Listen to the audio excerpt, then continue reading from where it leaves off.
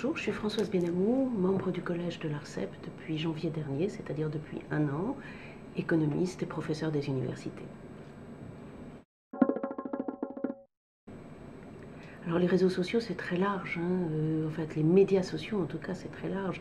Ça inclut les réseaux sociaux à proprement parler, c'est-à-dire Facebook, Twitter, mais ça inclut aussi ce qu'on appelle les wikis, c'est-à-dire Wikipédia par exemple, qui est le site le plus consulté de toutes les consultations internet dans le monde. Donc on a vraiment toute une palette, toute une galaxie d'éléments qu'on désigne par médias sociaux. C'est important de le dire parce que ça veut dire que la première chose, la première conséquence de l'existence de ces médias sociaux, c'est l'augmentation du trafic sur Internet. Et puis aussi, le deuxième élément, c'est que c'est vraiment une révolution dans les modes de production des médias, puisque ce sont des contenus qui sont générés par les utilisateurs eux-mêmes.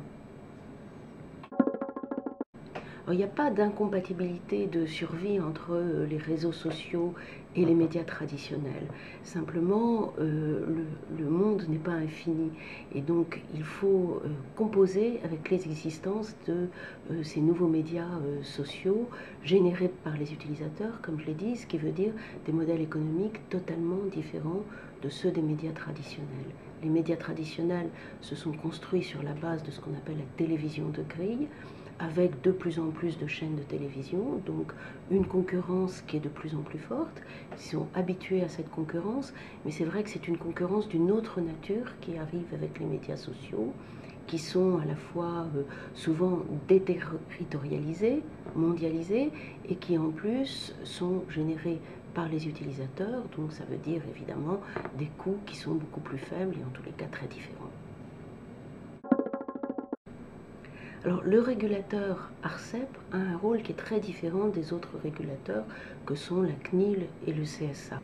C'est même exactement le complémentaire de la régulation qui peut être opérée justement par la CNIL ou par le CSA. De quoi s'occupe l'ARCEP? L'ARCEP va avoir le souci, notamment sur ce sujet-là, de la neutralité du net. Et ce qu'on appelle la neutralité du net, parce que souvent on donne un sens qu'elle n'a pas. La neutralité du net, c'est simplement le souci de vérifier que les données sont acheminées de manière neutre. Donc c'est un concept qui est technico-économique, qui n'a pas trait au contenu et qui est simplement la vérification de cette neutralité de l'acheminement des contenus. Autrement dit, celui qui achemine les contenus ne doit pas regarder ce qu'il va acheminer, premièrement, et deuxièmement, doit être neutre par rapport aux différents producteurs de contenu.